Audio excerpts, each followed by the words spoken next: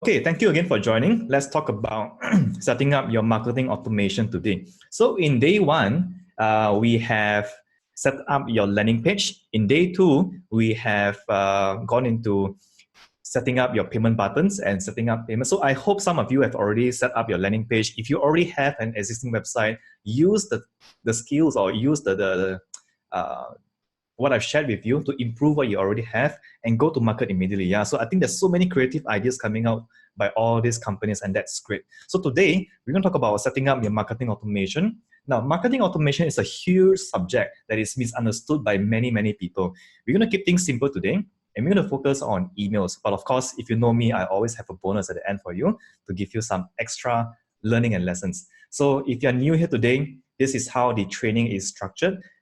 We have 4 lessons. So today we are on the 3rd lesson where we're going to set up marketing automation. We have gone through day 1, day 2, and in day 4 tomorrow, that's going to be exciting. We're going to go into Facebook ads, something that a lot of business owners in Malaysia at least use, and you can use it to reach your customers and your potential customers, because all of your customers right now is on Facebook looking at news and you want to reach them there. Now, what we're going to do today, simple. We're going to introduce ourselves. So we have done that earlier on. I don't think I'll go through this again. So most of you have been in the previous training. We know each other. Great. Number 2, we're going to understand marketing automation and why you don't actually need it right now yet if you don't have it. So don't worry if you find this too advanced, you don't want to go into it, it's fine. Number 3, we're going to implement marketing automations with email. I'm going to show you how to do it using the software that you have used, MailChimp. It's really simple, trust me, and I'll show you how to get this done. Number 4, we're going to stop for Q&A and help session at the end. So this session will take about 1.5 hours with another half an hour for Q&A. All right, I'll answer all your questions that you have today. So don't worry, just ask them in the chat section. And if I missed out on any of them, just ask me again. I'll make sure to answer you. All right, so we also have a Google Sheet that I've posted up many times on the Telegram group. Now we're going to take this up and put up on the website. So make sure to put in your details here, and we will share your details with the other business owners and also people who are with us in Digital Kit. Okay, so I'm going to skip past this. For you who just came here first time here, my name is Ruben. I'm here in Marketing Elite, and what I do is marketing. On the side, I do music. That's all you need to know. So today, I'm going to go into building your landing page and putting up marketing automation. I made a mistake on this slide here. It's not this one, yeah? So no. So we're going to go into you build a landing page, you put your payment button, and today is about automating your marketing process. So when you go out and market your landing page, you're going to get visitors in. And if your landing page is good enough and it converts well, you're going to have people actually coming into your funnel, right? Your funnel per se. They're going to be putting in their emails. They're going to be buying things from you. So you have to automate that process. And the reason for that is because we know, or you know yourself, that you are busy, right? You're all very busy people. Are you busy people? Yes? I'm sure you are busy people even through this period of MCO. But let me rephrase that, yeah? Nobody is actually really busy. It's basically priorities, right? What do you prioritize in your everyday life?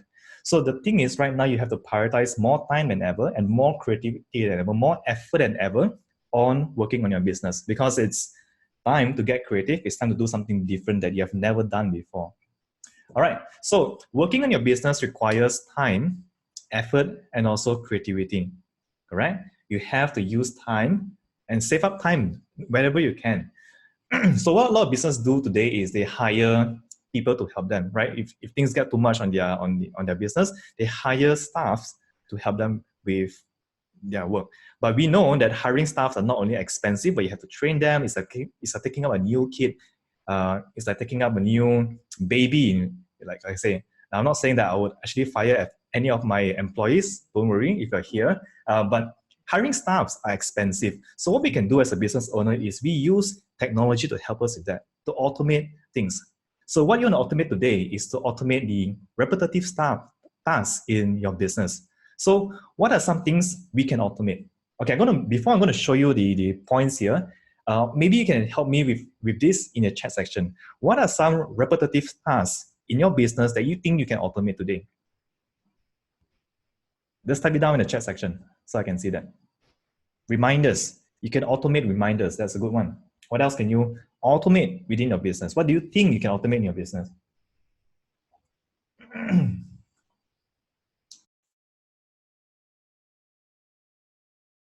Few answers here, right? Social media posts, that's something you can automate as well.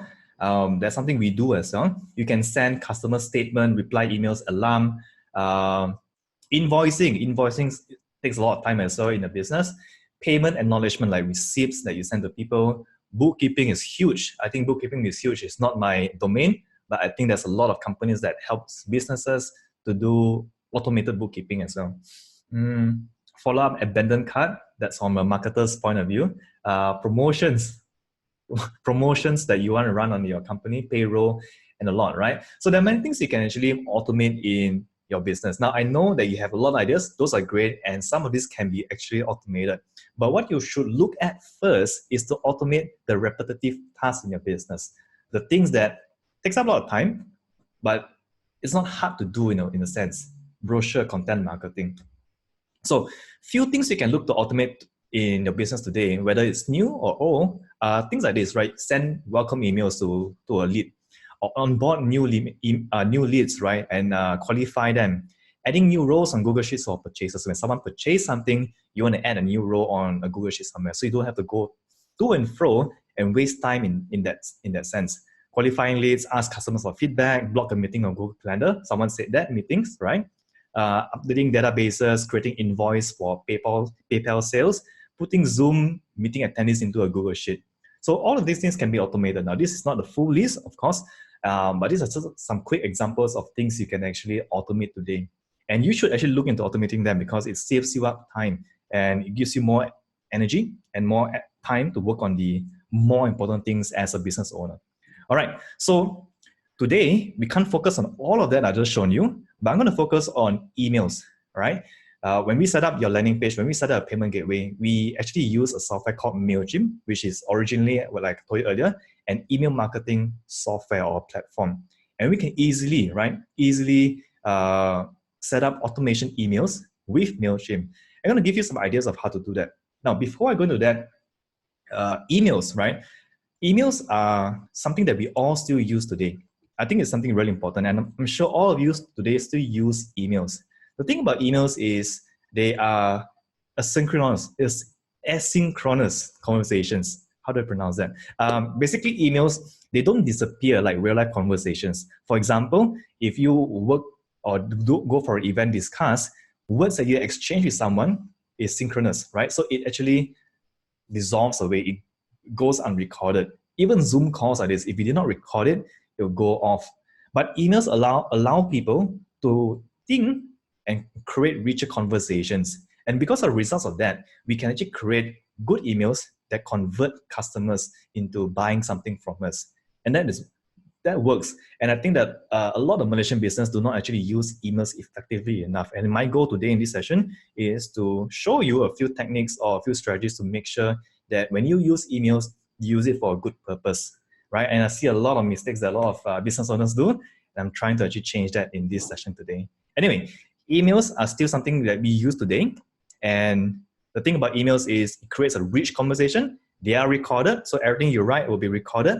And emails leaves a trail of proof, however you see it. All right, so I'm gonna ask you a quick question. You're all business owners. Some of you work for a business. Now, how many emails? Today is Monday. You probably had to work. How many emails do you send today?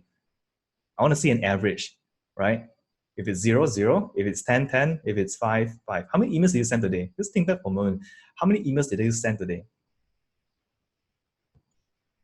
All right, so you're 5, 0, 15. Wow, what kind of emails are you sending? 15, 5, all on WhatsApp. 20, 3 to 5. What else? Come on, let's see an average here. 10. Send WhatsApp, 0.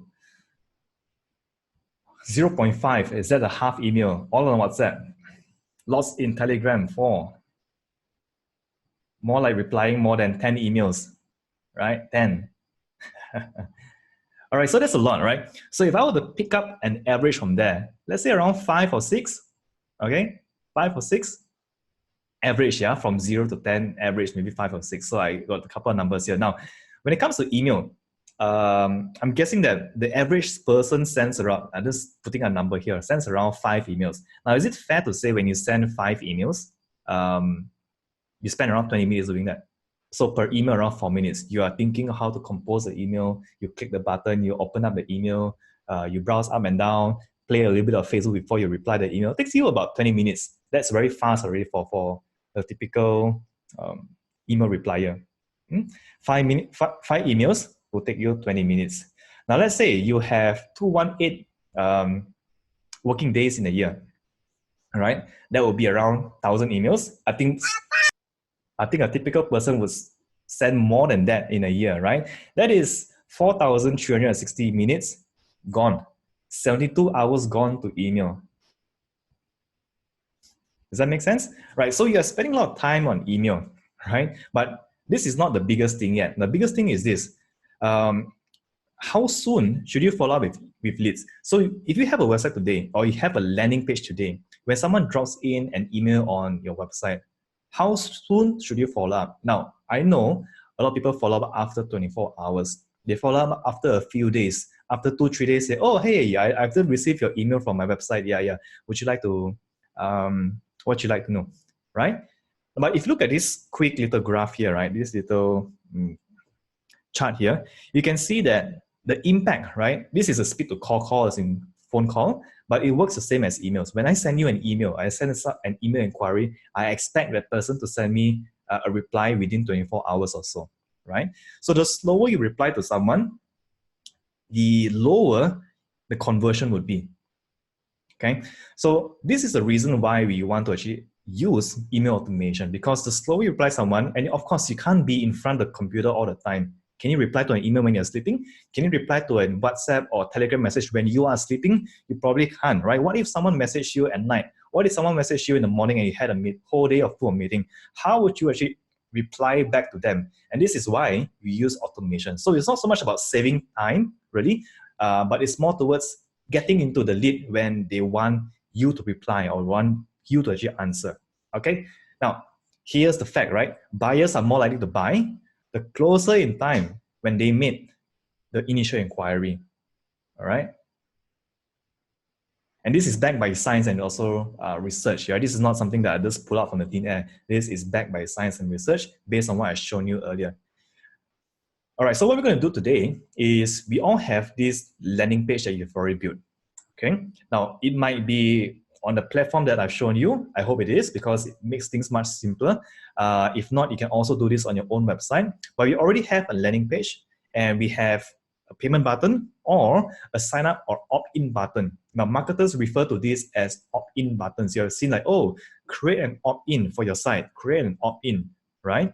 So you want your customers or potential users to opt in to you. So this is what we call an opt-in. So someone will click on the button and then puts in his name and also his email. When you sign up for DigitalKit, you put in your email. That is an opt-in, right? Exactly the same thing. What I've done here is I automate that process. So hundreds of you today can receive that link without me manually sending you that link. So that is marketing automation in a quick nutshell. All right, so what we're going to do is we have our landing page. So next thing we're going to do is we're going to connect this to an email. So when someone sends a request for an email, what's going to happen is you have the first email that gets sent to them automatically. So how do we do this? I'm going to show you how to do this and teach you how to set this up within MailChimp. All right. Now, after you send them the first content, you probably want to actually progress a little bit more than that. Now, this is what we call an email drip. Let me just type this down so everyone knows. It is called an email drip, or sometimes it's called an email sequence. Okay. So we send them first, we send the content. Now, after a few days, maybe 2 or 3 days or less, we send the second content. All right. We're not selling yet. We're sending the second content to engage with our audience. All right. After a few more days, we send them social proof, maybe an email and social proof of how my users are using my product. All right. And then in the fourth email, I put a typo there. This is supposed to be 4. We start to sell them.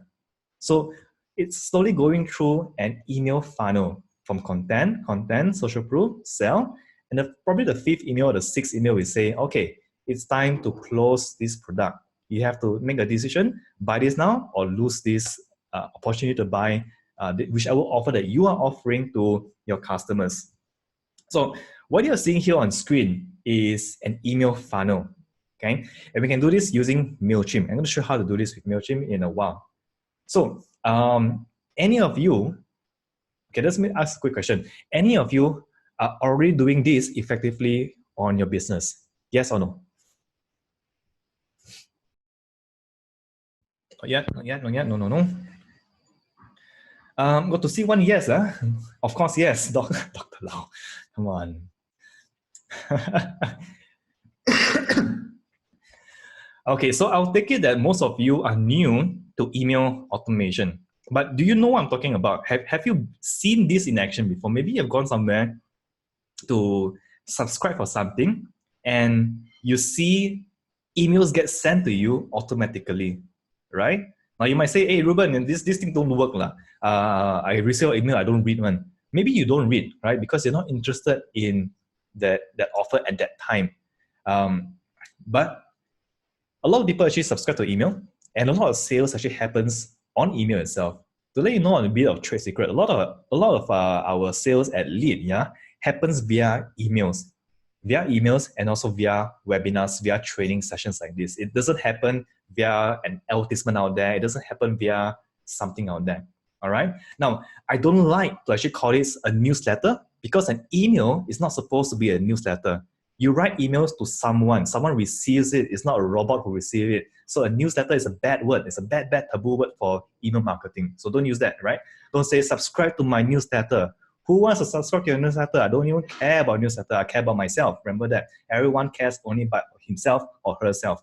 Okay, so I'm going to give you a strategy when it comes to doing email marketing and coming out of a funnel. Now, this is something that I do. We have a few funnels in the back of our hand, but this is one of our most effective funnels. And I'm going to teach you and show you how you can do this for yourself. It is effective. And I want you to take a few seconds to look at this sequence here and understand what I'm doing here, okay? So what I'm doing here is I'm designing a funnel here.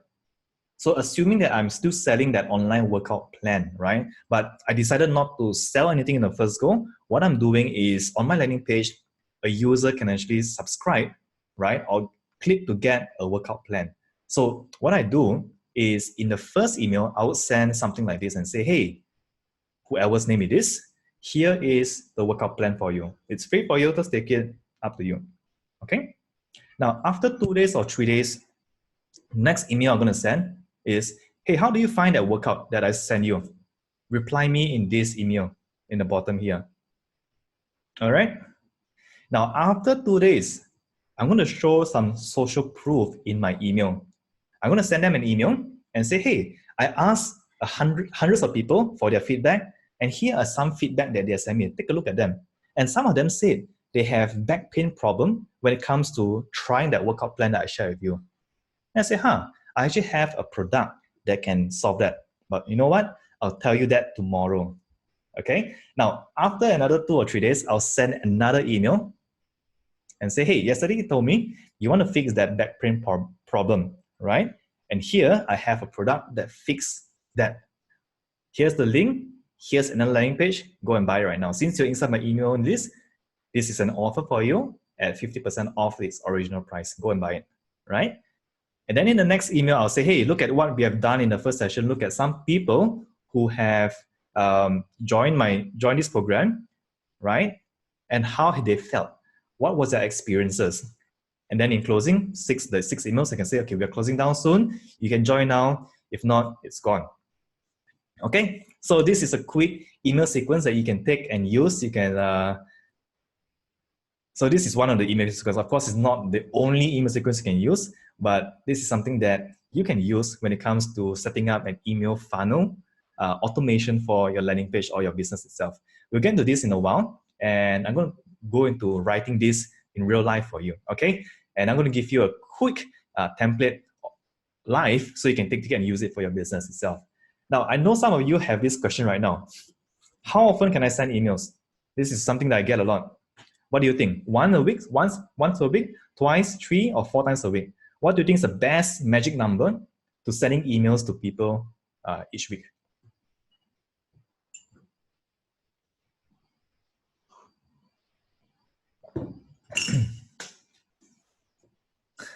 So we have 1, we have 2, we have 3, we have 4. Everything also have.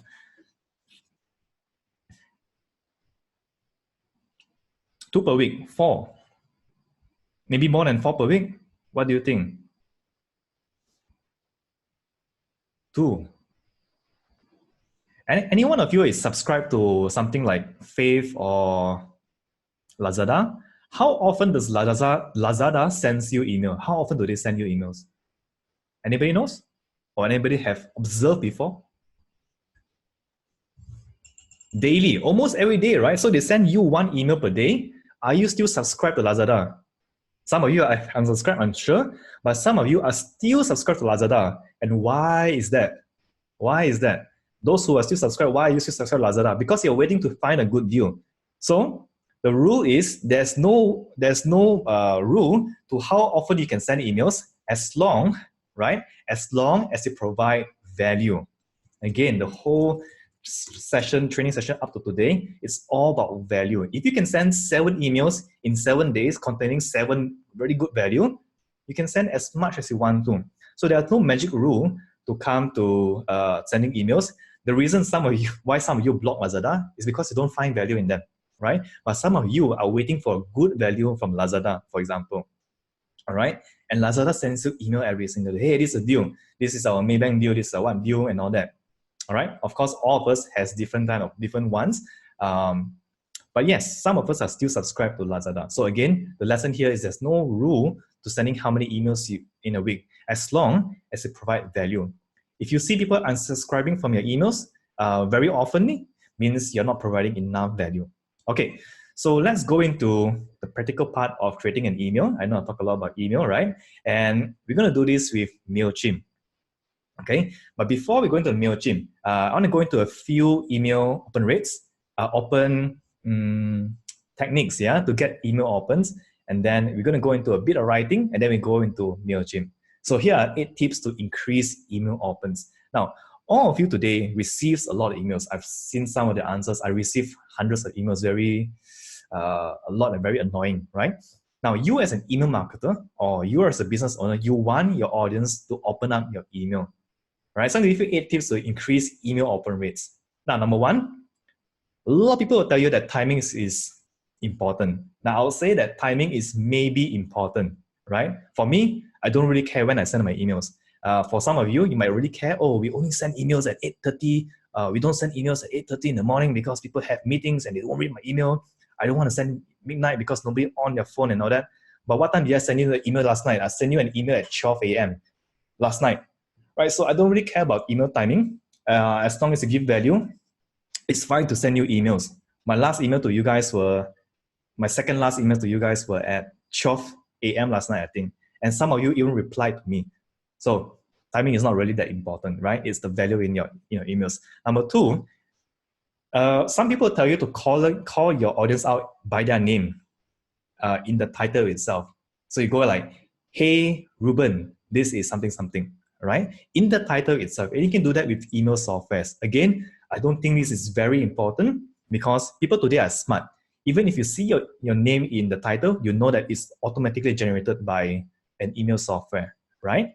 Tip number 3 is to be sending emails when your audience are positive, right? So one of the things that we found at Lead is when we send emails on Fridays, we see better open rates. I don't know why, but maybe because people are happier on Fridays. And that is before the MCO, yeah? And we generate sales from them mostly on Fridays when people are ready for TGIF maybe. I do not know, but this is something that we have noticed and I just want to share this with you, all right? Now, number 4, you must always be slightly provocative, controversial, and relevant. So for example, a possible email title can be something like this here. If you look at this and say, what if I told you Facebook is listening to you right now? So you want to attract people because people receive all hundreds of email in their email box, right? So what you do is come up with a title that attracts their attention, right? Again, the AIDA framework comes into in this place here. How do you get attention from people? This is one way, right? To create provocative, controversial, and relevant titles that people can catch their eye on. All right, you want to keep email subject short as well as possible. 6 to 10 words is enough to get opens, and make use of the pre-header. Now, in every email that you send, there's a headline and also a pre-header. The pre-header is like a teaser of what they're going to see and what they're going to expect inside the email itself. So you can see that I have a small little email here from HonestBee. If you can see that. You can see that this is the title, and they also personalize my name in the title itself. All right, Ruben, RM5 off your next food order. All right, so as someone who receives a lot of email, I know that this is generated from an email. Nobody should wrote this email to me, right? You are smart people, you know that this is generated from a software somewhere. Nobody goes to email you something like that, right? And we see that they have no pre-header. Something is missing in their pre-header here. Something has gone wrong. So this is a pre-header. Pre-header is like a teaser to encourage your users to open up your email. So you want to put in a very catchy pre-header as well. How do you put something catchy? Go back to the AIDA framework or the AIDA framework. Yeah, attention, interest. So you want to build attention within the pre-header itself. Okay. If I'm moving too fast, let me know. We got a lot to cover today. Now, number 7, add symbols or emoticons to stand out. Now, you can also use emoticons within your email titles. So you see things like this, where we have this clap here by funding societies. You see these things here. But when you use it too much, it becomes very distasteful, right? So don't use too much, use it once in a while to attract attention. And this is something you can do in MailChimp as well. All right. And one of the last things I want to show you is when you send emails, you should always send an emails with your face in there. These sort of emails get bigger opens because you can see a real face there, and people trust emails from real people, not robots. All right, I'm going to clear all these things here and move on. So yeah, you're right. Emoticons does look a bit like spam. I don't use emoticons.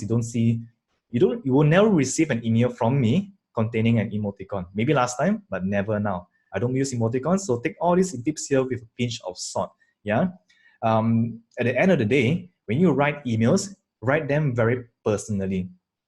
Okay, so I'm going to go into writing some emails back using this example here. Okay, emails are very childish. I agree with you. They are very childish. All right, so let's talk about writing an email funnel. All right, if you're with me, let's go and write some email funnel. I'm just going to go into my let me see how to get this up here.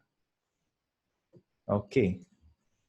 I'm going to share my screen into my, let's see how to do this.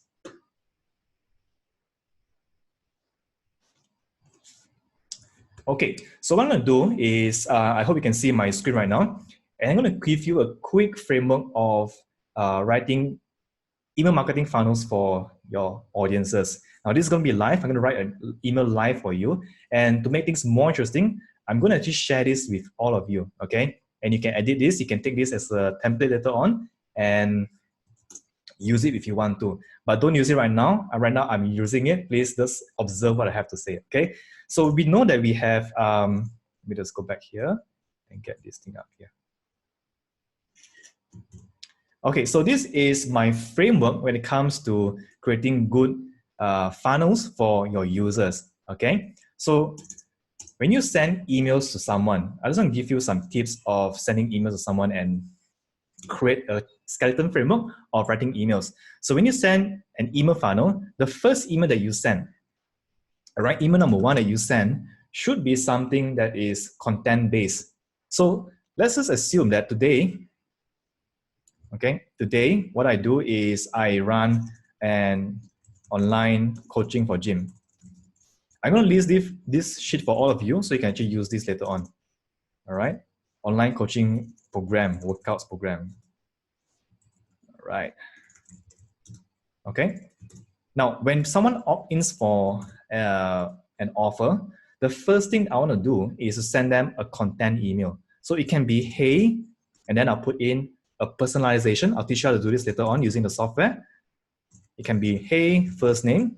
So if that someone subscribes with their name, then their name would show up on the title itself. All right, so hey, first name, download your workout plans here. So when they subscribe to me, I send them an email title that is something like this. Now within my email, I'll say, hey, so be very conversational here. You want to be very personal. You don't want to sound like a robot. You want to say, hey, you can put in his first name there. First name, glad you're here. Here, and then you can say, here is your workout plan. Hope you find it useful. So for example, I can start to put in things like, here's a workout plan, download it here, okay? I'm just assuming that I have a workout plan for the download it here, space, and then I'll put in a link right here. Now, what do you notice when I put in things like this? Yeah, hope you find it useful. And then I'll say, over the next few days, I'm going to send you more guides to help you work out from home. Okay. Let me know if you have questions. Just reply to me here. Very simple, keep it simple. Thanks. And then I'll put my name, and maybe if I work at gym, I can't remember what's my gym name. Sorry, Buff Boys Gym or something like that. Okay, just giving a very quick example. Okay, so I want you to notice on my email right now, right? A very short email. Of course, I can add more to that. I can add something like, okay, if you like to find out more about some home workout plans, click here, right? And then I can hyperlink this to my link or something like that. All right. Now, what do you notice here when it comes to writing this email? I just wrote an email in front of your eyes, live in front of you. What do you notice about my writing here? Put it down in the chat section. I want you to think about this and what do you find here? All right, it's simple and short. It's simple and short. Most of my emails are simple and short. Nobody likes reading a long email. Nobody, right? What else? What else do you notice here? It's direct. No selling field. That's one. Yeah. Using the ADA framework, not really yet, but it's there. It's structured, casual. Yeah. Friendly.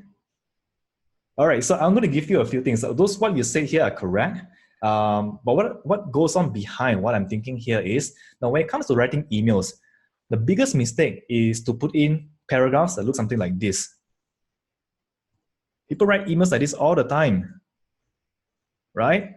Have you seen emails like this? Now, when you write emails like this, it's bad, right? It's bad. So as a general thumb of rule, no more than 50 words or maybe 100 words in a paragraph when it comes to email, right? So when you want to write emails, you write it line by line. So download it here, hope you find it useful. And the reason for this is because when someone reads an email, they scan through the email. They don't actually read all the words. They scan through things they want to see. So basically what you can do is you want to structure it to no more than 50 words in one line. That is one biggest rule when it comes to email. And this will actually increase your comprehension level when someone reads your email immediately just like that. Okay. Now the second thing is I'm not going to put in anything like, you know, some emails you see like, oh, we have our nice logo here. Now just imagine this with me, yeah? We have our nice logo of our company here, a very beautiful one. And then we have pictures. I'm going to put in a picture here. Imagine that, I'm going to put a picture here. It looks so good right now. Wow. Nobody cares about all these pictures, okay? When you put in pictures, when you put in things like that, it goes into a spam box. When you put in a lot of links, it goes into the spam box. That's how emails get into the spam box. So you want to remove those pictures you have. You want to remove that header you have. Remove the company, the logo company, anything. You remove it, and you only have an email. Number one of the tips I'm going to give you right now is that emails, again, has to be structured. Okay, emails have to be conversational. Okay, and the third tip killer tip is always ask for a reply. Now you notice that in most of my emails that you receive from me, I will normally ask you for a reply. Have you noticed that? I'll say, hey, if you anything, reply to me here. Just click here, reply to me here. And straight away, when you read my email, something like this, even if I send it as a mass email, you'll say that, wow, this guy is like talking to me. I can actually reply him, he'll reply back to me. All right, you can add also one more word here, say just reply to me here. I read and respond to every email. Now, straight away, when you write emails like this, it becomes personalized. This is the personalized that we're talking about, right? And when someone receives this email, it feels that you're writing it for him or her, rather than it comes from a system somewhere. Make sense?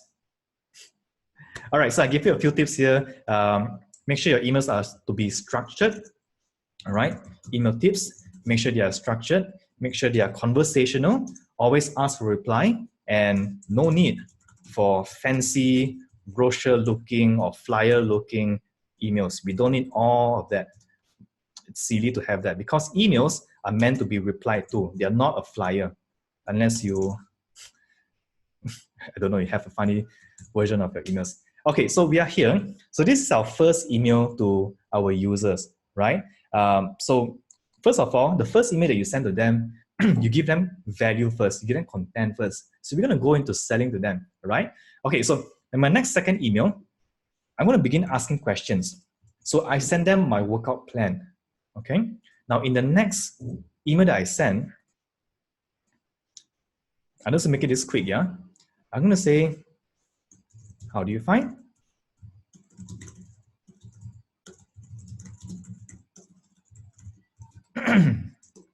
Okay, I'm gonna say like, hey amigo, how did you find the workout? Which parts of it did you like most? We had a participant who liked the double unders workout, right? Let me know. Just reply and let me know.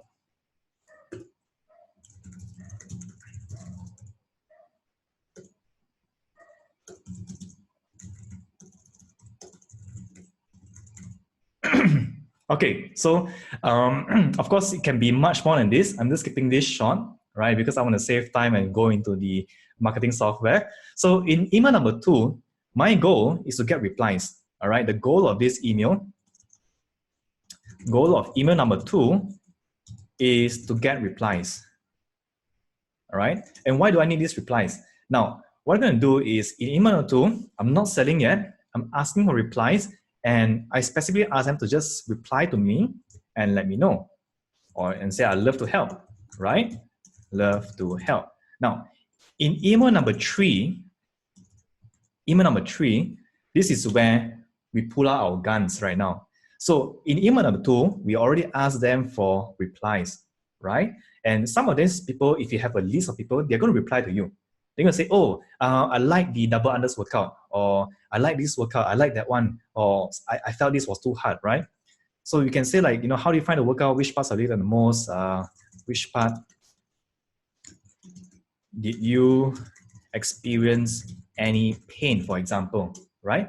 Ask them for a response. So in email writing, always ask them for a response. This is one of the best things you can do for email marketing. It becomes very personalized. People feel like you care for them and you will respond to you. And you get a lot of marketing insights as well. Okay, so in the third email, what we're going to do is just follow this one here. And in email number 3, we're going to actually show some social proof. So in email number 3 is going to be, the goals is going to be social proof and showing off. So in email number 3, you're going to say, hey, you can put in his name if you want to. First name, right? Look at all the responses that I receive. And then what you do here, this is the killer part, is you put in screenshots of those people who reply you, right? Put in screenshots of the exact reply, but blur off please, yeah? Blur off their names and also their emails. So you can say, look at all these responses that I received, right? Put a few screenshots, 1, 2, 3, pop, pop, pop. Wow, look at that. One of the biggest things, one of the biggest issues that I notice when it comes to working out at home is getting back pain. Let's say, I do not know the exercise industry, but let's say one of the biggest issues that I've seen you sending me when it comes to working out at home is back pain, right? And guess what? We are in the midst of building a new program, right, that helps people with that exact problem. Okay, now we're not going to sell yet. We're just going to tease them a little bit. I'll tell you that. I'll tell you about it tomorrow. For now, check out this video on how you can relieve back pain, right? Back pain if you are experiencing it. All right, and then I go a link to a video link on my site somewhere. All right, talk soon. Cheers, Ruben. All right, what do you notice here? What they have done here that is so powerful here? Anybody have a clue?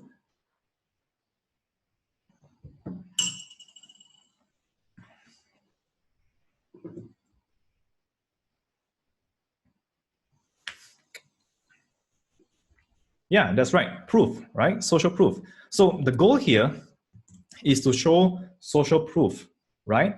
And I asked their permission. That's right. I asked their permission to email them again. I asked them to email again, and I said, hey, you know what? Look at all the responses that I received, right? And I showed social proof of people who send me email. So what you're going to feel is, wow, this guy actually receives email as well, and people actually respond to him as well. Huh, maybe I should also reply back to him. He's legit, right? We get that kind of effect. Your customers will get that kind of effect and that kind of feeling, right? Now, I know some of you have this thought in your mindset right now. What if I don't have anybody replying back to me? When I send number 2 and nobody replies back to me, right? And what am I going to do here? I got no screenshots. Now, this is a bit of a gray area, but create your own social proof. Okay, this is a marketing gray hat area, but you can create your own social proof, fake it out just for this email. I'm not saying you should do that. I'm not saying that I do that, but you can do that if you want to. All right. So anyway, the goal of email number 3 is to show off social proof.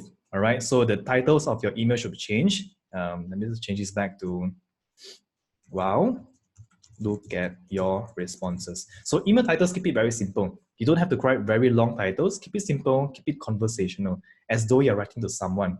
Now in number 4,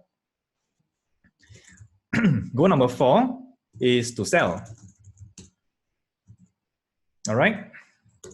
So number 4, you can go direct and say introducing. Maybe my program name is the Ruben TRX program. Okay. And you can say, hey, hey, first name. Yesterday, you told me that you experienced back pain, right? And coincidentally, you can cheat a little if you want to, coincidentally, or not maybe. And we just came out, yeah, just be honest with you. We just came out with a new program that fixes that. All right, so talk about you. This is where you sell, right? Talk about your program. Now in the TRX program, you find that you will have benefit number 1, benefit number 2, benefit number 3, right? Yada yada. Put in a few more text here. Okay, and then in every email, you always need a call to action. All right, I'm going to say, grab your access here now. And because you're inside here, you're getting a 50% off, or maybe let's use a number, right? You're getting it, you can get it. You can join at RM297 instead of one RM599 as a subscribed member. All right, and we're going to put in our links here. Okay, thanks. If you have questions, something to ask me, just reply to me here. Thanks, Ruben. All right, so this is our 5th email that we use and sell. This is when we sell to people right now. So in your, sorry, not 5th, but 4th, you sell. This is where you sell. Now, the next email, I'm not going to write this anymore because you already get the idea of where I'm going this. In the 5th email, this is where you build social proof, right? So the recipient that received your email will go like, okay, this is great, but maybe I'm not ready to join right then. Yeah. So in your 5th email, you can say and show more social proof.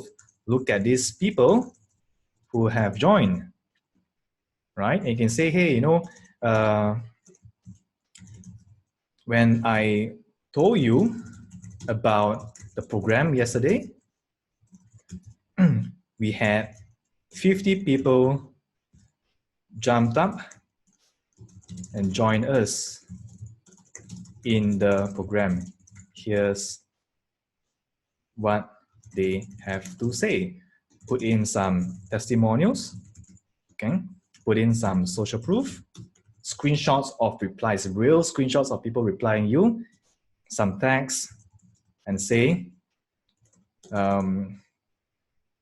you can join here. Yeah, but we are closing it in the next 5 days, for example, right? Put in a link there, your amigo Ruben. So that's our 5th email, right? This is where we encourage them to take the jump and to buy something. Now, last but not least is our 6th email. Our 6th email is to put in a bit of pressure, okay? And put in a bit of urgency. So in our 6th email, we can say, reminder, right? Keep it simple. Reminder, closing soon. You can say our Ruben TRX program closing soon. So you can say, hey, you know, I've noticed that you have not joined us. Sorry for my typo. Join us in the TRX program. Again, ask them, talk to them, engage with your users, right? Did something go wrong? And then give them options, right? Did you find the program too confusing? Was the checkout process broken, right? So put up some options for them, 3 to 4 options. Was the program too confusing? Was the checkout process broken? Do you think it won't work for you? Or what else? Okay, and then you're going to say, now, we have built or designed TRX program with a lot, well, we've taken a lot of time. We have taken a lot of time and effort to design TRX program, okay? And I know it works because I've seen it working for some of my past clients or something like that. Okay.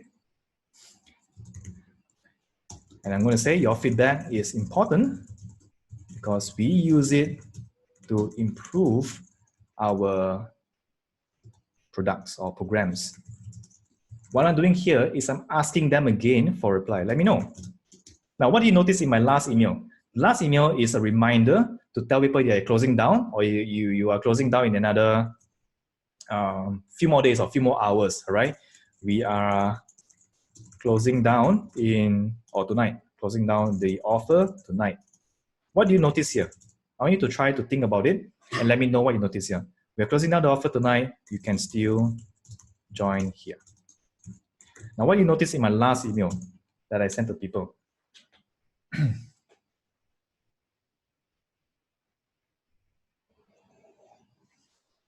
With urgency, yeah, urgency, they have to do it right now before it's gone. Okay. You keep the door open, concern. What else?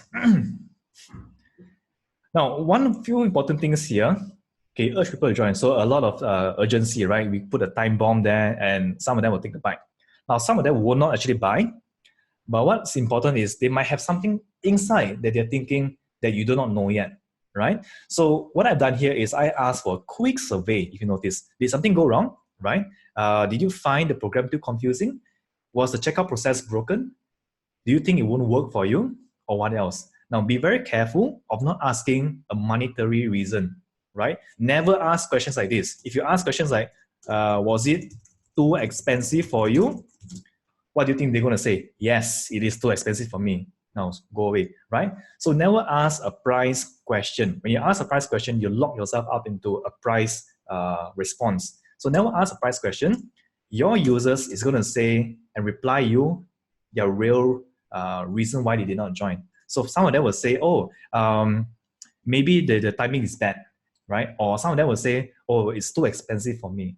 Now, when they reply to that, you can always engage with them and try to close them again. So it's not this, doesn't this end here? This is another email. It's not actually our last email. We're actually encouraging them to tell us the real reason why they do not want to join the program or your product or service, or buy your products or services. And then we move in towards closing the sale. Okay, so this is a very quick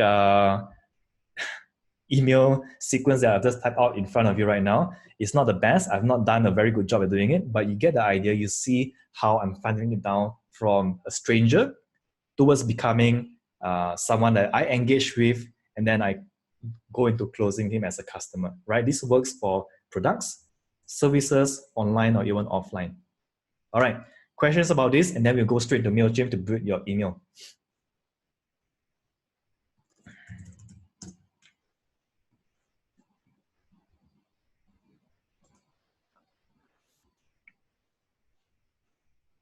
All right, so question, right? I wonder if that person replied using WhatsApp or by call.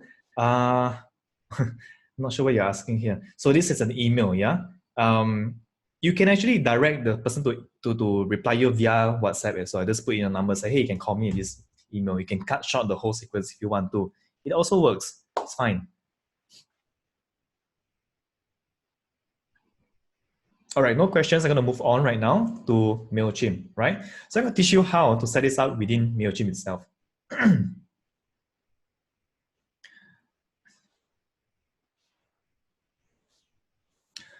Okay, one question here I have. My business requires meetup face-to-face, right? How would this email marketing help? Now, one of the great ways you can actually get them to meet up face-to-face with you is to set up a schedule. I can't remember what's that software already, but you can set up a calendar meeting for your customers to schedule it with you. If that makes sense.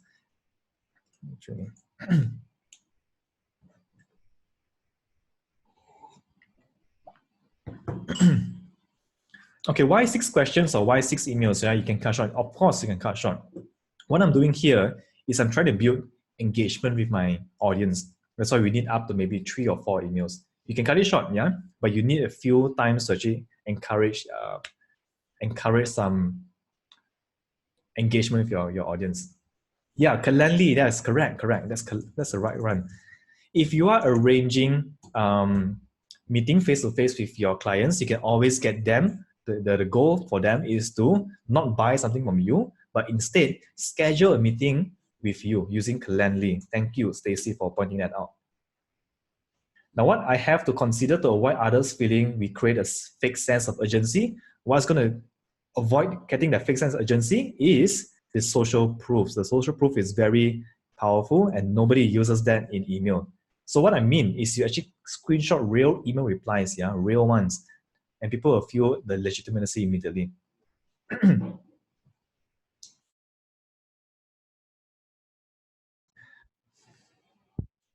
Okay, let's go into MailChimp. And if you have MailChimp, let's log into right now. And I'm going to show you how to build exactly that email sequence, right, into MailChimp here. And I'll show you how to do it. You can do it yourself after this session. Last question here. What if we don't have replies? Fake it. Fake it at your own risk. Okay, so within MailChimp, what you can do to create automatic replies. So I'm going to go back from the start. Yeah. So assuming that I created a landing page, for example, my campaigns here, and then let's say I've my landing pages, and then I'm going to edit my landing pages first.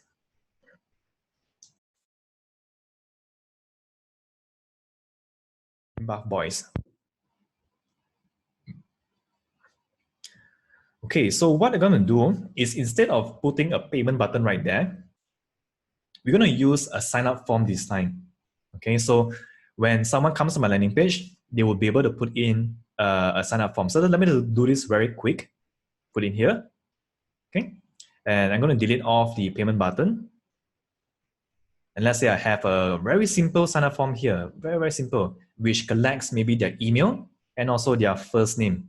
Okay, I'm going to change the styles and say the font color would be white, easier to see right now. And the button would be maybe something like the leads color, FFPB00. All right, and because of that, I would have to change the color to black. Smaller padding, maybe about 10, not so fat-ish. Okay, and then maybe a bit of a bigger size font. Oops, 18. Okay, cool. All right, so let's say I have this right now and save and publish. So what I have now is an email access. Of course, I would have to put in a CTA that says, if you'd like to get that program right now, just put in your email address here. And someone can actually put in their email address, okay, like this, and their first name here. Okay, so same thing. It's just like a payment button. Now we're switching it with an opt-in form. Remember to put in CTAs and say, if you'd like to get this customized workout plan sent to you, just put in your name and then we'll send it to your email. So let's assume we have this right now. All right, so next thing I'm going to do is we're going to go back to our campaign builder, go back to our MailChimp dashboard. And right now, we're going to go into create. Okay, create. And then you can see that we have so many options there. Email, ads, website, landing page is the one we did. We're going to go into email. Click on email. And then we have campaign name. Now, this is the campaign where you're going to set up to send your users who have subscribed on your page itself. All right. So I'm going to go down into automated. See this automated option here. Now, there are two types of emails within MailChimp. The regular email is like an email blast. For example, if we have 1,000 subscribers on your page itself, you can just, in one click, send an email and reach out to thousands of people in one go. Okay. You can also upload your audience into MailChimp. Let's say you have 1,000 of customers. You can upload it up to MailChimp and then use one button to send thousands of emails to all your thousands of audiences. You can upload Excel files up to MailChimp, so you don't have to collect one by one through the landing page itself. That's one thing that MailChimp can do. The email audience has a limit. You would have to pay for above 2,000. So now the free plan that you're on, right? The free plan allows you to come out with up to 2,000 email subscribers. If you upload more than that, you would have to pay for a plan. Okay. Now coming back to our dashboard here. So we have emails, right? So I'm not going to go through the broadcast email because I think that's quite simple. You will have understand how to do it after I've gone through the automated emails. So the automated emails are basically emails that you send when something happened on your site. In this case, when someone signs up for my form, I want to send him an automated email. So how do I do that on MailChimp? Okay, so coming back to MailChimp, we're going to choose the automated option. And then you can see that we have a few types here. Featured tag subscriber activity. I'm going to choose the option of welcome new subscribers. So whenever someone subscribes to that form, we send them an email almost immediately. So this is how we work, right? Click on that. And then I'm going to name my campaign. So we're going to follow the same thing that we did earlier, right? So my first email is going to be this email here. Hey, download your workout plan here. So campaign name would be send content, maybe content to new subscribers. This would be my email. Okay, correct English.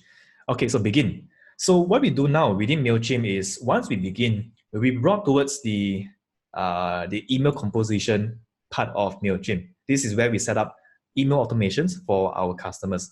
So you can see that this one here in the first option, this will send to new subscribers immediately after they join Gym Buff Boys, which is my email list within MailChimp, right? Now we can choose to customize this, edit the delay and sequence. Let's say for some reason, I do not know why, you want to send maybe 1 hour after they join. You want to send them 1 day after they join. I don't know why you want to do that, but you probably want to do it immediately. Okay, so I want to save this. Now, where would this email come from? Again, please put in a good name. And one of my advice for you is not to put in something like this, Gym Buff Boys. The reason for that is because nobody likes receiving email from a company. Nobody likes receiving emails from a company. People enjoy receiving emails from another person, right? That feels more genuine. So if you have to, right, if you're not famous or you're worried that nobody would recognize you, you can put it Ruben at the Gym Buff Boys. Okay, now when you do this and does not put an company email, it becomes more genuine immediately. Now you see some people put things like this, support at Gym Buff Boys. Who likes to talk to support, right? Or you see something like admin at Gym Buff Boys. Who likes that, right? Who likes receiving emails from a robot? Nobody likes that. So always put in your name. And you see all my emails that I send you, I'll put in my real name. Okay, now put in your email address, of course. In the subject itself, this is where you put in a very conversational subject. Now, how would you write a subject that people would open? This is your most important part of the email is here, right? So your subject can be something like, here is your workout plan. That's it. Keep it simple. You don't have to come up with fancy stuff, putting out emojis and all that. You can put emojis, but like you said earlier, it feels childish. It feels silly. You don't have to do that, okay? Keep it simple, like you're just writing an email to someone, right? Here's a workout plan. Keep it simple. Now in preview text, all you can do is this is the header, pre-header thing that you use as a teaser, okay? So we can put in things like download the 2 workout plans for home here inside. Download links for the 2 workout plans inside. Okay, now that's it, save. The next thing I'm gonna do is to edit design.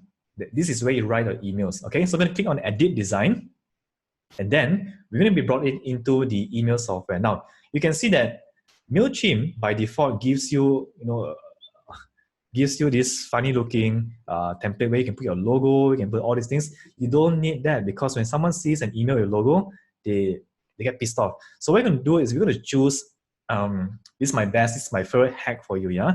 You choose an email that looks exactly like an email. So instead of choosing all these funny looking things like with a photo, that looks like a flyer that nobody cares about, we're gonna go down and choose a simple text email. That's the best email they can do when it comes to email marketing. And if you look at most of email marketers around the world, they use very simple emails. And there's a reason for that, yeah? Okay, so we have clicked inside here. Now, next thing to do is we're gonna keep this simple. This is how it looks like right now. So what I'm gonna do is you can see that the blocks here is exactly the same as your landing page builder. Very simple. So I'm gonna delete off the headlines because we don't need that. We seriously don't need that. And same thing. All right. So I'm just going to copy now. So to save some time, I'm going to copy this, go back to my MailChimp and oops. All right. Okay. So here is how you personalize emails for your audience. Let's say you're sending this email automatically, right, to people who subscribe to you. You have to automate their names inside the email. So what you do is you say, hey, and then you use this thing called, watch, the merge tags. Click on merge tags, oops, merge tags, and you can see you can put data from here, all right? So I'm going to choose, let's say, the first name. Now you can see something that came out there, right? First, and then we have a short code here. Now what's going to happen is when this email gets sent to your user, this thing right here is going to change into what your users have selected when they sign up using this form here. So if I put Ruben here, okay, I would see they will receive, hey, Ruben. Okay, so this is what we call mail merging. Yeah? So, hey, Ruben, glad you're here. Here's a workout plan. Download it here. So let's say my link is thelead.io, Jazz Gym Workout. Okay, it could be a link, it could be a Dropbox link, whichever, doesn't really matter. And then you can put in, oops, sorry for that. We are going to click on the link and put in a link.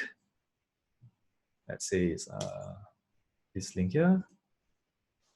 Okay, hope you find it useful. Over the next few days, I'm going to send you more guides to help you work out from home.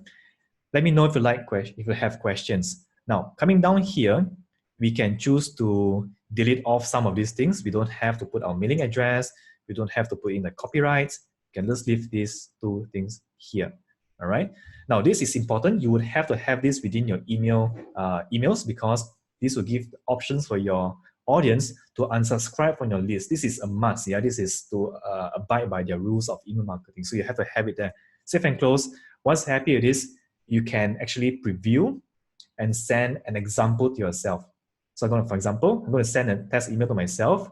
It's always a good idea to send yourself an email to see how it looks like when it comes to someone's email. Okay, I'm going to click on send test. Okay, so when you click on send test, it will be sent to your email, for example. And let me just show you how to look at this on my email. I'll show you if I can show you. Okay, so I'm going to go to my email right now. Please keep your eyes away from my email. Let's just see. There you go. Whoop, whoop, whoop. We have this one here. Okay, we have this one here, Ruben Cheng, test. This is the test email. And when I click on this, you can see this is the email that I have sent, that will be sent and will look like when you send to your audience. Now, the reason this is test first name is because we have not specified a name, right? So glad you're here. Here's a workout plan. Download it here. The link here. Hope you find it useful. Next video. Thanks, Ruben Gym Voice. That's all. That's how simple it is. Okay. So when they click on the link, they'll go to whichever page you have. That's example. It could be a website. It could. Okay. So good question. Where do we prepare our information that we want to send our audience? Now that the information can be on a website. It can be on a video somewhere on YouTube. It can be on Vimeo. It can be anywhere on the internet. It can be Dropbox, as long as they are able to access it, right?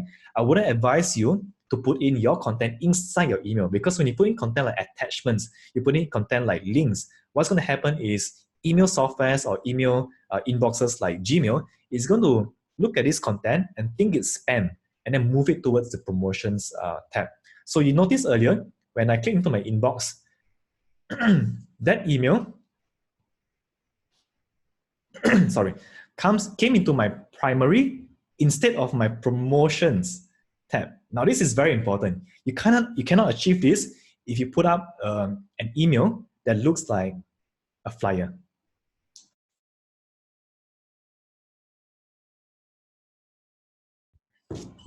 Okay. All right, any questions so far?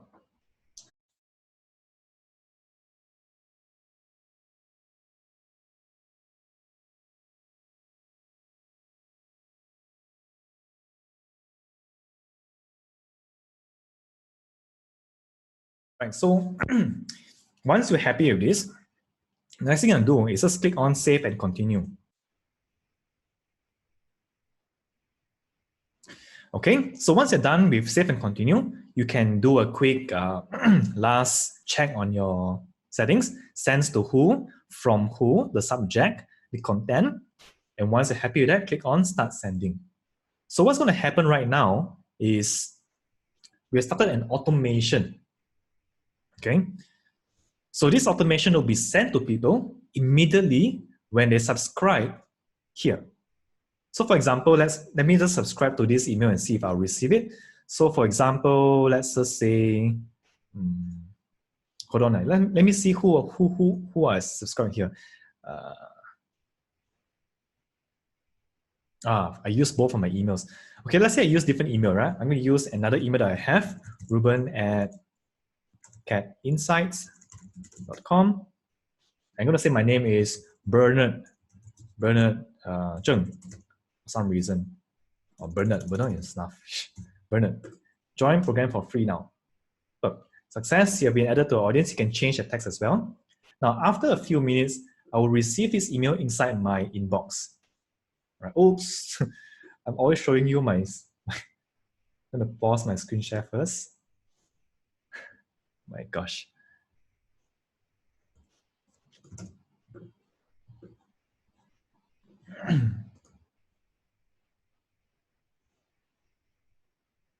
Okay, anyway, I'll come back to that in a while and show you if that email has came into my inbox in a while. Okay, so let me answer you some questions right now. Is it safe to send PDF copy link in Google Drive? Yes, this is very safe to send links in Google Drive. So if you have a Google Drive, for example, you have this one here, right? And you want to send this link to someone within your email, you can do that as well. Just click on share, right? Copy the view or edit, whichever you want, copy it. Go back to your email software. And let's say you want to send this as a campaign to people. You can do that by just embedding within your, oops. So go to emails. All right, did it. And then basically what you do is I did the design. You have to pause it for now. I did the design. And it's simple enough. You can just put in links like that. So let's say you want this link to be a Google Drive link. It's safe enough. Just do that, save and close, save, continue, and click on resume sending. That's it. All right, and you have this automation going on within MailChimp.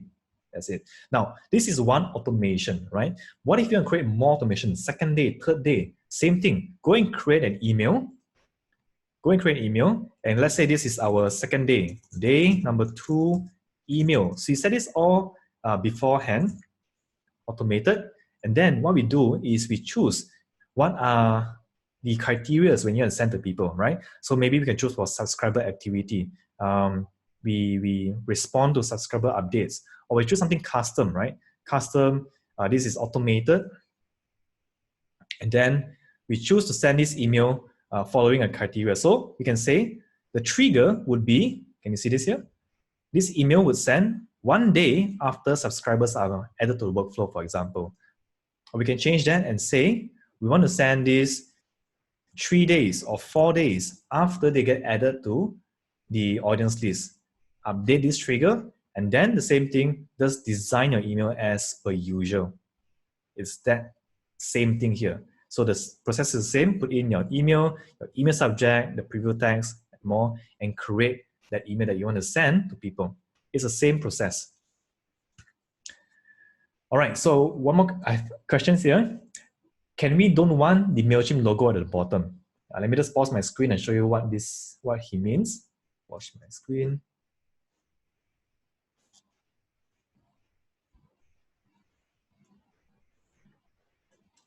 Okay, I'm going to resume my screen. Now you can see that I've already received an email from myself to my email. And you can see the name immediately came out as, hey, Bernard, right? That's because I've opt into the opt-in as Bernard. So this was automatically sent to me. I didn't actually send this to myself. So, hey Bernard, glad you are here. Here's a workout plan. And if I click on this one here, it goes into, oops, I put the wrong link inside. So sorry for that. But it should go into this link here.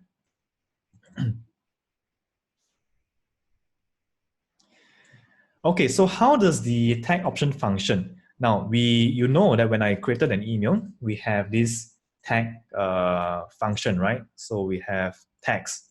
So what we can do is when we upload contacts to emails, contacts to MailChimp, we can tag them with something. So let me give you a quick example. When we upload, let's say I go to audience, okay? And let's say I want to upload some audience to my list. So this is my list called the Gym Buff Boys, and I want to upload a few contacts to my list. So I click on here, import contacts. And let's say I have a CSV file that I want to upload into my audience list, or I want to copy paste this from file. So let's say I'm going to copy paste this from file. Continue, right? And then we copy paste these things here. So let's say I have, so I'm not actually copy pasting this, I'm actually typing down. So let's say I have 2 emails that I want to upload. Of course, you can copy paste your whole list of users that you want to upload to MailChimp. Continue to match. Okay. And then let's say this is our email. Now, when you upload new contacts to MailChimp, you can create a tag for them. So you create a tag and say, okay, these people are from my POS system or existing clients. So you add a tag to them. It's like a name card like that, existing clients. Okay, and then you click on update existing clients. Now, what's going to happen next is, I'm not going to actually continue to review this because my 2 emails are already inside the system. So when you click on review, what's going to happen is you're going to add these 2 new contacts, and these 2 new contacts is going to be tagged with existing client as a name tag. So the next thing you do next is when you send out an email, let's say an email blast, right? You can create an email like this. And let's say now we're going to send an email blast. Let's say this could be introducing TRX program, right? Now, when users are tagged with something, what you can do is you can edit your recipients and send this to a tag called existing clients. So you would have a few tags. Tags which means existing clients, new clients, old clients, or whichever you want to tag them with. You can send your list and segment it to only certain people within your list that are tagged with existing clients, for example.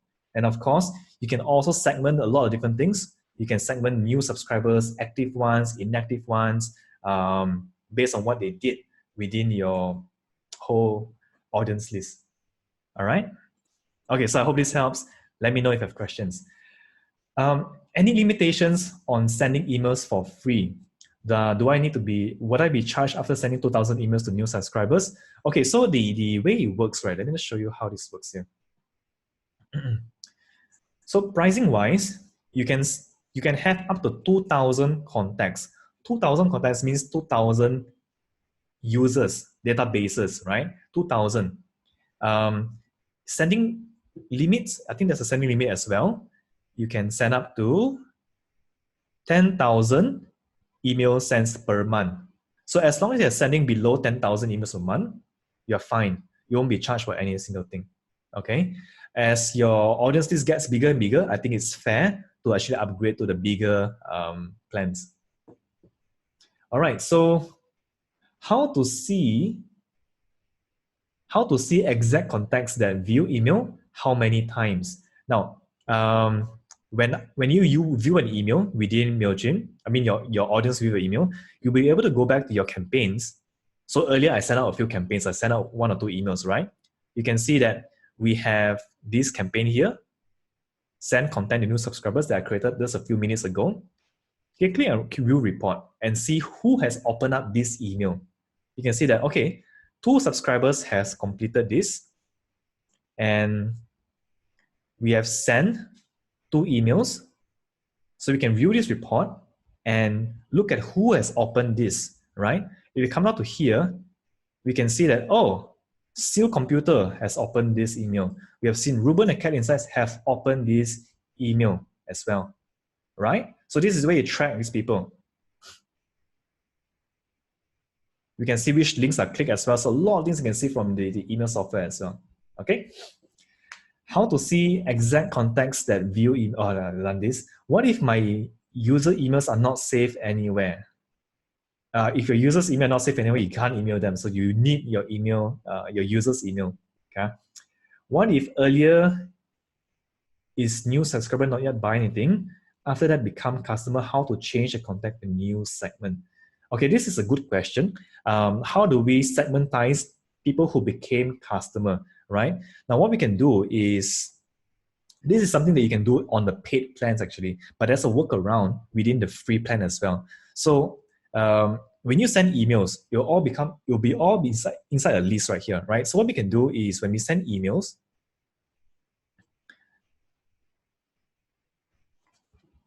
you can use this e-commerce option here, right? So you can connect basically your email marketing software to, let's say, Shopify, WordPress. It doesn't support PayPal right now. So when someone becomes a customer, you would have to re-upload them and tag them, right? You have to tag them manually if you're using the free plan. This is what the paid plans is for. So the paid plans gives you more automations. When they become a customer, you shift them or you tag them with paid customers, all right? But for the free plan allows you to actually integrate with things like Shopify, WordPress, WooCommerce, and a lot of different kind of things. So you can do is you can use all these different types of things here to tag them basically. All right. I won't go into too much of those details because that will be another day. That's another training session. It's much deeper in fact. BillPlace is not a card system, so you can't integrate like that. You have to actually look at manually doing it yourself at this point in time. Okay. Okay, so I'm going to go through a few other things. If you have no questions, if you have questions right now, just put in them right now. I'll answer them. Now I'm going to go through a few more of my session here, and then we're going to stop for Q&A. Okay, so I'm going to, oops, what else did here? Okay, I'm going to share my screen again. Okay, I'm going to share my screen again. This is, and give you a few more things before we close off for the day. All right. So we have gone through this. We have gone through this. We've gone through this and this and this. We have built a first email. Now, I want to introduce you to Zapier as well. So Zapier is something else you can use to connect web applications together. All right. So instead of just using emails, we can also use Zapier to connect different types of automations. And this can be useful for things like PayPal. So what does Zapier does? Zapier actually connects your favorite web apps together. So we're talking about things like MailChimp, your Google Sheets, your Slack app, your Zoom app, your WordPress, YouTube, and all these kind of famous web applications on the internet itself. So, for example, what we can do is when someone buys our product on PayPal, okay, see this there? When someone buys when someone buys a product from us using PayPal, we have a successful sale. We actually add them as a subscriber in MailChimp. So this is what Zapier does. It zaps things between two different applications on the internet. It's one example. So when someone buys, we update him and tag him as a paid customer. This is one way, Stacy, that answers the question, I hope. One way to actually automate the process. Okay, now, for example, this can be also done with Facebook ads and also MailChimp. So for example, when someone signs up on your Facebook lead ad, okay, lead ad, you immediately send them to MailChimp and an email immediately gets sent to them right away. So you don't have to wait and come back to your computer. Oh, hi, thanks for subscribing to our lead and yada, yada, and the lead will have gone cold already, right? So the idea here is when someone put in a lead on your Facebook ad, an email gets sent to them immediately, right then and then itself. All right. And then if they go through your email sequence that I've talked about earlier. So these are all automated for you. You can set up an automation. And once you run ads, once you run marketing for your landing page, this goes on autopilot. So I'm probably not going to go into setting up Zapier, but I'll show you a quick, just a quick few steps of doing this on your accounts. Okay. So to do this, let me just click on this one. You want to go back to Zapier. Let me just do this very quickly. Oops. Okay. So we're going to go to Zapier.com. So Zapier.com has a few plans. You can use its free plan, the free plan don't cost anything. It costs zero. It's free, but you have around 100 zaps a month. So as you get more and more zaps, you would have to pay for, of course, a paid plan. But the free plan is good to start off with. And what I'm going to do is basically show you how to use it. Okay, so I'm going to sign into one of my account and show you what's inside there. Okay, so once you're inside the account, you can search for an app and zap it to an app. So really simple. Let's say we look for PayPal. Okay, so I want to connect PayPal with MailChimp. So for example, when, okay, I'm going to search MailChimp here. Okay, so when we have a successful sale, okay, on MailChimp, we would then update a subscriber on, or add a subscriber to MailChimp. Okay, so just set it up like this. You can find different type of integrations. So let's say you want successful sale, and then we update or add subscriber to MailChimp. So once you're happy with that, use Zap. Now, after this, you will have to connect to your PayPal, and you will connect to your MailChimp, and you're done. When someone's buy something from your PayPal account, they'll basically be added immediately to your PayPal, to your MailChimp account, and you can have an automated sequence sending them emails directly. All right. So when PayPal successful sale, you were to set this up. Okay. So I won't go through into this one here. Okay. So set this up. I won't go through this because it takes too much time right now. So once you set this up with PayPal, you will set it up with MailChimp as well. So you'll be going to one of my accounts, for example, under which list, right? So choose the list. So let's say the list is Digital Marketing 360 list, and it will be, we will pass in the subscriber email, their payer email, okay? And then we will tag this as a purchase payer. So when this happens, they will be added into MailChimp as a purchase client, tagged as a purchase client. So I can set up my emails within MailChimp to send to the correct segments. So just fill up this one here, click on continue, and once you're done, that's it. All right. Good. You see some errors because I've not actually completed these things, but it's quite simple and straightforward. Just follow through. It's simple. And once you get this done, whenever someone buys something on your page, you'll be zapped into MailChimp immediately, and then an email that you set up can be sent to them. So this is how you set up marketing automations around your business itself. What I've shown you here is something very simple, but it's definitely possible to do also. All right. Now, what are your questions before I end today's session? This is pretty much what I have to share with you, using emails to automate the process, using things like Zapier to automate the process as well. This will save you a lot of time and would make things so much faster, because when someone signs up for your list or someone signs up for your ad, they get contacted immediately. Without using Zapier, Facebook ad can't be connected to MailChimp for now. I don't think so. You can't do that. I don't think they have an integration yet, unless I've missed that out. I don't think you can actually connect Facebook directly to MailChimp. Yeah, you need to use something like Zapier.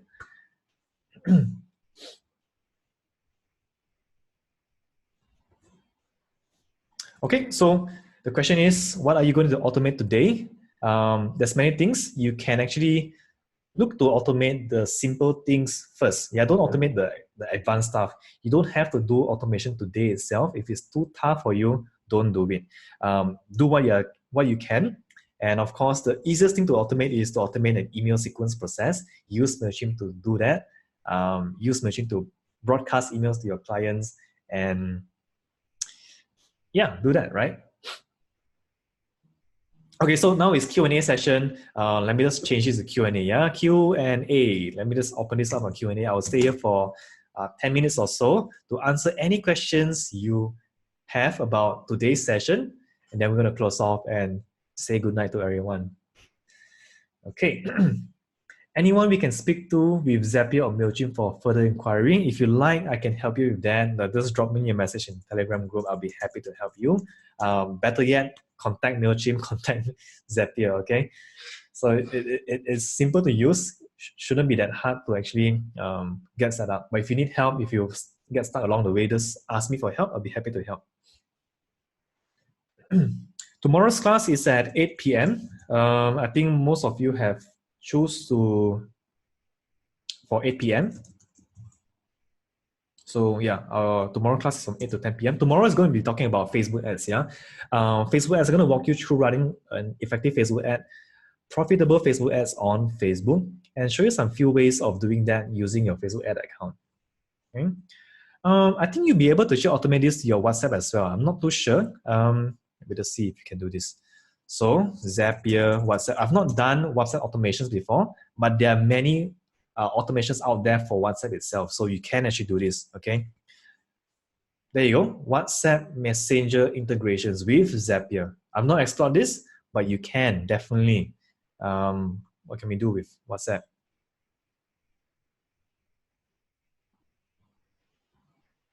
Make a Zap. Let's see what we can do, yeah? Since I'm here, I'll go through this and see what we can do. Let's see if we can find WhatsApp. Don't have.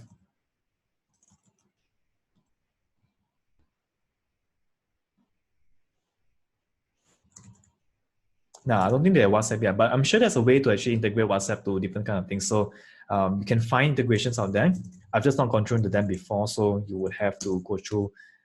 If you need help, right? If you need help with that, let me know. There's always a way to integrate things with WhatsApp itself also. I've seen that happen before.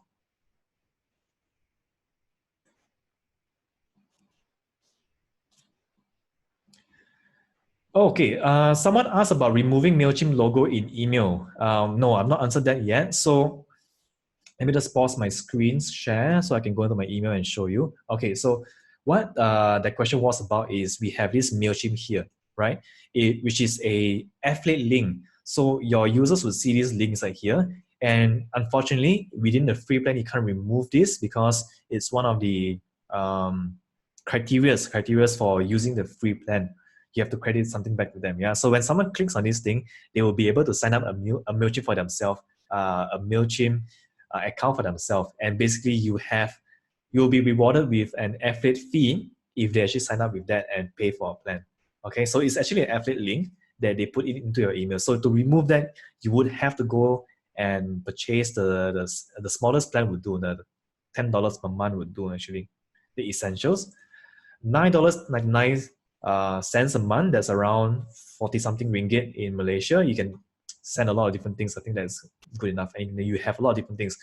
You have more contacts, you have all the different kind of things and more features to do as well. So you can see, remove MailChimp footer that is available in Essentials, the $10 per month, but not in the free plan. Yeah.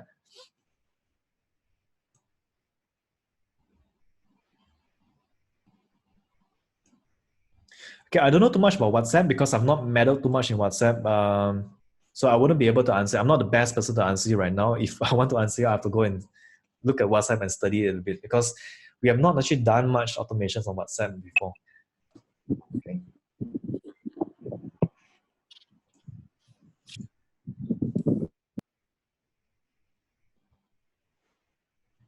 Is MailChimp contractual?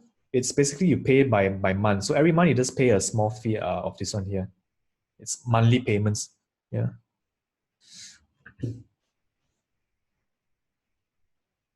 No Malaysian ringgit, USD. All right, I'll stay here for another 5 more minutes. If you have questions, let me know. I'll be happy to answer you. Tomorrow, the session is at 31st March, Tuesday, 8 to 10 p.m. Yeah, tomorrow's session is going to be a bit more thorough because we're going to go into Facebook ads and running Facebook ads for your landing page. So I'm going to go through running Facebook ads as in using the formats, how do you target people, and what you can do on Facebook. Okay. Thanks again for joining me. I hope this was insightful. And I think that these are something that you can do immediately. Again, MailChimp is not the only email marketing software out there. Yeah, there's a lot of email marketing softwares. To just let you know, there's also things like GetResponse. Okay, GetResponse that you can use. It's simple to get started with. And if you don't want to pay for expensive fees like all these softwares here, there's one software called SendFox. which I'm looking at right now as well. I might actually go and get a membership in Centerfox. It's basically a one-time payment of, I think, $50, if I'm not mistaken. $50, one-time payment, and you can send emails for the rest of your life. There you go, $50, right? And it gives you up to 50,000 cents a month. And yeah, the only thing that is you have a branding there, but $50 for a lifetime, right? It's crazy. It's no email marketing software can actually offer this kind of plan. So this is one of them. Check out Centerfox. I think you might like it. It's simpler than MailChimp, but maybe you might find it useful. Is MailChimp reliable in the long run? Yes, MailChimp is definitely reliable in the long run. To let you all know, we first started off with GetResponse. Well, actually, let's scrap that. We first started off with MailChimp. All right. From MailChimp, we jump into GetResponse. I hope there are no GetResponse folks here. And after using GetResponse, we got fed up with GetResponse. We went back into MailChimp and found out that MailChimp has become so super powerful because it has so much features and its segmentation, right? Segmentation is so much more advanced compared to GetResponse. So for example, in MailChimp, you can send emails by segmentations by like users, when they sign up, or where they sign up, by country, by IP, by their tags, by their groups. There's so many ways to segmentize your audience inside MailChimp, and you cannot find that in places like GetResponse. Okay, GetResponse or yeah. So one good way to find out more deals is to go to this place called AppSumo. I think right now they are selling off their Centerfox offer, which is amazingly affordable. Yeah, go and find out here. A lot of things you can find. Okay, but that's more advanced. Yeah, let's not go into that. Zoho email does not offer you automated emails. Zoho email is something like an email service that just send emails. It's not for you to market emails like that. Yeah, so it's a different system. Okay, so in case you missed it, we also have a Telegram group. I'm just going to share you this since we're all here. I'll stay on here for another 2 minutes before we go off. Again, appreciate all of you coming today. I hope you have learned something useful that you can immediately use it for your business itself. And that is our goal. Thanks, Joseph, for being here. Thank you. Let's see. Thanks, Lee. So I know some of you have emailed me, and I'm not actually responded to all of you. I will after this because I was just busy with the Monday meetings, Monday catching up, and also setting up the training for today. But I'll be replying to all of you. If you like to actually ask me something, I'll always reply to everybody, whether it's Telegram, whether it's email. I'll be happy to do that for you. All right, let me see if there's any more questions. If not, I'll go off at 9:45 p.m.